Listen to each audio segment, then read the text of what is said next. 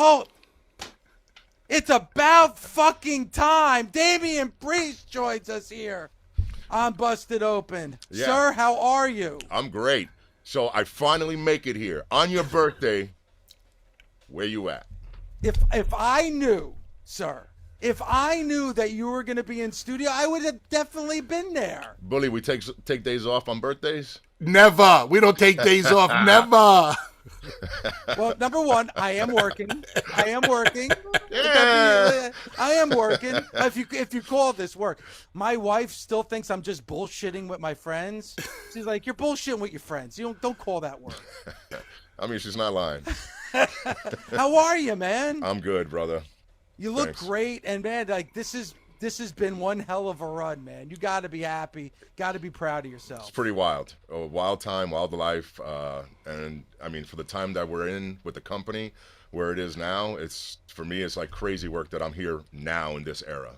Hey, bud, I got to see you at the PC for a couple minutes a couple weeks ago, and we talked about Kerry King playing you out at WrestleMania. I don't know if we've had John since then. I don't think we have, but what was it like? I know you're a massive Slayer fan, as we all are here, but what was it like to have Kerry King play you out at WrestleMania? I said, there's no point of wrestling now. Like, can I just go home after this? Like, I just need the entrance. That's all I care about. You know, and you know this, like, there's different things that you look forward to in this business. You know, for me, obviously, you know, you want to be a champion. You want to, like, to be famous, whatever. You want to have good matches. But to me, it was also, like, I wanted to get played to the ring at WrestleMania. I wanted to have an elaborate entrance. That was always, like, a dream of mine. I grew up watching guys that have cool entrances. And then to have Kerry King from Slayer, and then, you know, my finisher's named after them, you know what I mean? And literally, I couldn't believe when I was walking down to that ring, how, like, I knew how special it was, and I was like, I'm made, I'm good. Have you developed any type of a little friendship with him, a camaraderie? Because I know back in the day, he was a fan of the business. We're cool, man. Like, he just randomly texts me pictures and stuff when he's on tour. We just talked the other day. We're planning on getting together soon. Obviously, I'm hosting his show in September in Hershey. So it's wild how things like this, because of our business, the relationships we make with some of our other heroes that have nothing to do with our business. It's pretty cool. So wait, Slayer is playing in Hershey, Pennsylvania in September. You're hosting it? Yeah. Okay, so I'm just preparing you for what you're about to hear out of Dave LaGreca's mouth next. Go ahead, Dave. Do what you do. Go ahead, do what you do, Dave. No, I'm Live Nation. It's a Live Nation event. I'm already set, dude. I already got tickets for the show. Okay. So I'm already set. So I'm not missing Slayer in Hershey. I'm old school. You wouldn't know it now because I'm a frail 54-year-old man, Damian, but there was a point where I was on the floor for Slayer with a broken leg, a cast on my leg, and right before Angel of Death, I tore the cast off my leg so I can go into the pit for Angel of Death. At the Clash of Titans tour, Middletown, New York, it was Anthrax, Slayer, and Megadeth. Alice in Chains opened up. That was 1990. But Slayer's fucking awesome, man. This is fantastic. So you're going to be cool. In Hershey. You're going to be hosting in Hershey for their big show, their big return. I think that's their only show in the States. Yeah. Is this one in September at Hershey? Yeah, that's it's amazing. pretty wild. Yeah, I know. That when I heard that, I was like, and the only one, I was like, this is crazy work. And it's funny you said that happened to you. Similar story. I want to say it was actually Prudential Center back in the day. I saw them with Manson, and my leg got stuck in between seats, and somebody was just diving on top of the crowd, hit me, snapped my knee, tore my knee. I fell sitting down in my seat. My brother staring at me. I slap it back into place just so I could stand up and keep headbanging. The next day didn't feel so great, but I enjoyed the rest of that show. We were just talking about outsiders who come into the business and take, feature and are put in featured spots, not take, but are put in featured spots like Jelly Roll. He's involved now with Logan Paul and Randy and Drew. You experienced this firsthand with Bad Bunny. How did you feel before you got to the WWE about outside celebrities coming in and be a part of our world? And now, how do you feel after it, especially after everything you got to do with Bad Bunny? Oh, like most fans, before I was in WWE, like most fans, I was like, they're taking away time from the superstars. They're taking away spots. We don't want to see that. We want our wrestlers. But now on the other side, first of all, it's a little different with celebrities now from back then, where in celebrities now, they're not just coming in just to promote a song or an album or a movie. Like, they're actually putting in the time. Jelly Roll is doing exactly what Bunny did. He moved to Florida to be at the PC full time because he's taking this seriously. So it's a little different when somebody takes it a little extra serious. But on our side, it's kind of like you start realizing and appreciating what Bunny, Jelly Roll, and guys like that, when they're on a show and advertise, the extra eyeballs that get to see me. I'm not even in that match, but I'm going to get extra eyeballs on me, and I'm creating a new fan. Maybe that person will now in turn like me because of what they saw, and now I have another follower, a follower for the business and a follower for personal gain. I mean, you can't lose. You know what I mean? It's good for everyone. It's not taking up, and I don't believe in taking up spots. You know, that we're all in control of our own situation within the company, right? Obviously within reason. And to me, it's like, we're there. We got the job, you know, and it's on us to just maintain staying on TV or whatever. So I don't believe in the taking up a spot. I believe in you did something in your life to deserve this moment right now. That's how you got here, is because of whatever you did in your life. So everybody's journey is different, and whatever reasoning. So I don't play into that. But yeah, I definitely like appreciate what it brings to our business now. And we saw that, like, Bully, we were talking about that with, back in the day with Mr. T, or even like Andy Kaufman back in the day. Like, you're going to have eyes on you that you never knew would expect to have on you. And there's more people, and that could be tickets. And by the way, speaking of tickets are available now for both night 1 and night 2 of SummerSlam at MetLife Stadium in the great state of New Jersey. And then you have SmackDown as well at the Prudential Center in Newark. So, a lot of chance to see your favorite WWE superstar. Damian, we talk about it a lot, Bully and I, Punishment Martinez and Ring of Honor. I remember seeing you and looking at you and saying, man, this guy is custom made for the WWE. The charisma, the personality, your stature, your height, everything about you. That was the dream, right? To be a WWE superstar since day one? I mean, for most wrestlers, when you start, like, that's the first love. So yeah, for me, it was always WWE. I mean, when I was in Ring of Honor, and I had tried out for WWE a couple of times by this point, I already got told no again in between contract years while I was in Ring of Honor. So I had given up on the idea of WWE, to be honest. I didn't think they would ever hire me. It wasn't until I gave up that they called me, which is kind of cool. But yeah, but I obviously, I think Ring of Honor being on their television and showing my personality and character work, I think that's what enticed WWE at that point in time. But that was always, for me, it was always WrestleMania, WWE, just everything that comes with it.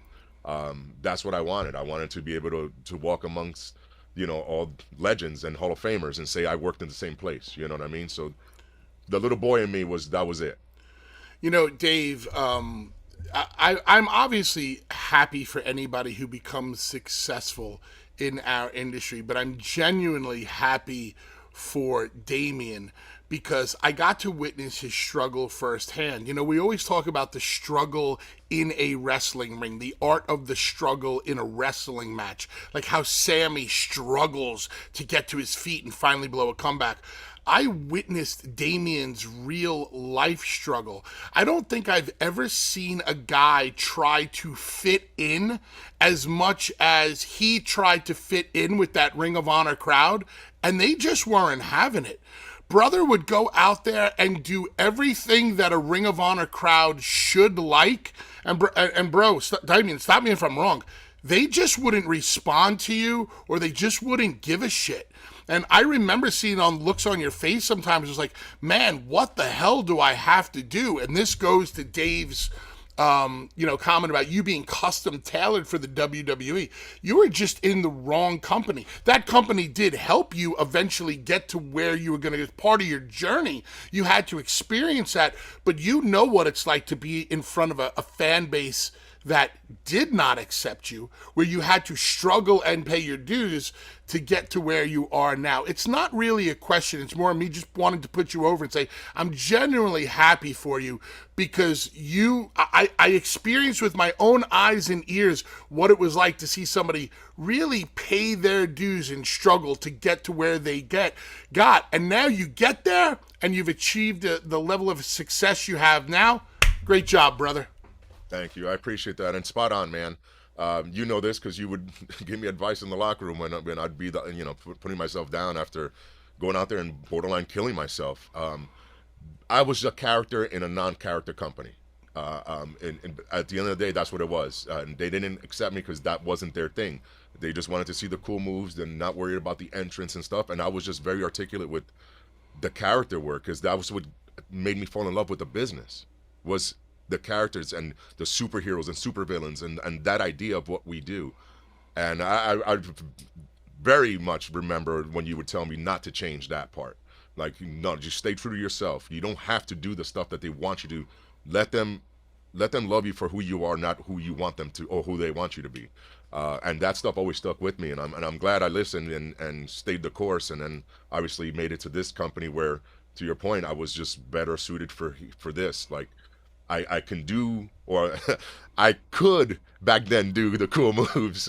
Right. Can't really do too many these days, but back then, I mean, I was on fire with doing what they wanted to see, the impressive athletic stuff. But it wasn't my love, to be honest. It was more the story, the character, the drama, the emotion. That's what I got.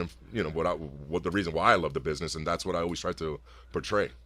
Quick question about the cool moves. You said you really can't do that anymore. Is that a physical thing? Like you haven't done those moves in so long that you wouldn't want to try them again? Or is that just a WWE mentality and psychology right now of, I don't have to do those things anymore? I think a little bit of both. Okay, fair enough. But no, there is something to, and just having obviously such geniuses in this business around me all the time that are like, you don't have to do this stuff. That's not what's important. That's like icing on the cake, but it's not what's needed. You don't have to have that. And it's just understanding what actually means something and what people actually care about and remember. And when people see, and people see the same thing over and over, as impressive as it might be, it's redundant, so it's okay. It's like you expect it. How about but they don't expect is feeling emotion, and changing their mind on a different level without having to do that. And that's kind of become my favorite part now. We're here with WWE superstar Damian Priest, who finally is on Busted Open after being on with my brother and Peter Rosenberg at least 6 times. Damian, one thing I wanted to ask you He was in studio, by the way. Passive aggressive. He's passive aggressive. If you were surprised, if I knew you were going to be, I definitely would be in. Yeah. I definitely would be in. Believe me, I would be in. That's like showing up, a wrestler showing up without their gear. And it's like, if I would have known I had a match, I would have brought it. Always have your gear bag. Always have your gear bag. Damian, what was the moment you fell in love with wrestling? Do you remember like the first time you watched wrestling? Yeah, I have the worst memory. Legit. I know a lot of people say that, but I'm pretty bad. I'm like a goldfish. But for whatever reason, instilled in my brain, I very much remember the moment that I was like in awe, and this is what I had to do. It wasn't a match. It was a segment, the funeral parlor.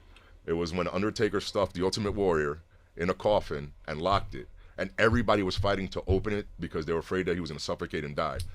And I was living in Puerto Rico. It was on 2 different channels. It was on an English channel and a Spanish channel. And as a kid, I'm just flipping back between the channels because I think it's cool that it's the same thing on 2 different channels at the same time and 2 different languages. And I'm showing my mom, and then she yells at me to stop changing the channel because she got invested because she wanted to know what was going to happen to him. And then I'm stuck with just actually paying attention. And then I got so invested. And I just remember, even as a little kid, I just remember, like, this is what I want to do. Like, this is like the way I felt in that moment, because I was a big comic book fan too. So I was like, this is what this is. Oh my God, this is the superhero almost got by the supervillain, and that immediately I fell in love with the business, fell in love with the Undertaker character. And that's when I knew that I was like, I want to do this with my life. Last question, because I know you got a lot going on. Again, tickets are on sale right now for night 1 and night 2 of SummerSlam at MetLife Stadium in New Jersey, and of course, SmackDown right before at the Prudential Center in Newark, New Jersey. With now that you made it, you're in the WWE, and now all these things are happening to you rapid fire, like all WrestleMania moments, all this stuff is happening. Do you have a chance to kind of enjoy it? Do you have that opportunity to enjoy the moment and take it all in? I used to not. Now, as you know, you get a little wiser, you know, and your time you put in, you start appreciating other things and really standing there and looking around and really thinking like, this is real. This is right now. Like I said, I used to not, but now I do. Now I really, and I try to be as much in the moment as possible, because once the moment's gone, it's gone, you know, and it's on to the next. So now I really try to be in tune with what's happening. I know it's easy to say, no, you just gotta focus on what's next because it might derail you. No, I think the opposite. I like appreciating every little thing, every little moment in the moment, for what it is, and then I can look back and have that specific memory of how I felt in that moment. You know, it's one of my favorite things now. It's like you mentioned, like all these things happen so fast, but you can't just walk by it and say, you know, whatever and next, because then you never care about anything. To me, this makes me care about everything a little bit more by appreciating every little thing and appreciating the detail of it.